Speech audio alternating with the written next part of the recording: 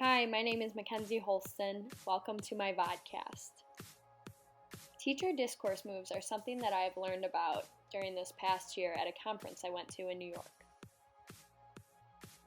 The reason behind looking into these discourse moves was to promote student thinking and understanding.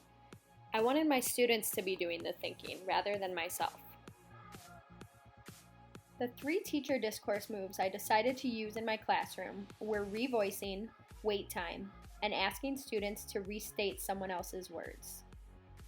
Revoicing is when the teacher tries to repeat what a student has said, then asks the student to respond and verify whether or not the teacher's revoicing is correct. Depending on the teacher, using wait time can vary. Sometimes the teacher waits at least 10 seconds for students to think before calling on someone for an answer.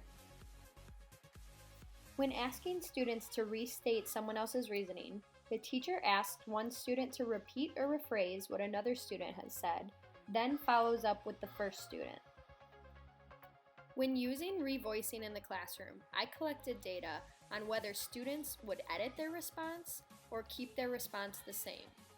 What I found was that 75% of students edited their response and 25% of students kept their response the same. Wait time was the second move I decided to use in my classroom.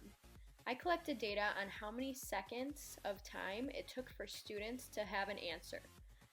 I found that 10 seconds of waiting time yielded 20% of student responses, while 20 to 30 seconds of wait time yielded 70% of student responses. There was still 10% of students who did not have a response after those 30 seconds. The last talk move I decided to use in my classroom was having students restate someone else's thinking.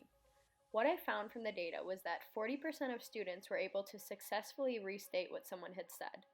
40% of students were also able to restate with some errors, and 20% of students could not restate what someone else had said. Overall, I think that the success of the talk moves were evident in my classroom, and I would definitely use these going forward. For anyone who is trying them for the first time, all I can say is you might not be using all of them at the same time or in one class period, but if you can start out by including 1 or 2 of these in your classroom every day, I think that the overall success that your students will have in rethinking what they're saying and what other students are saying, it will benefit the whole classroom.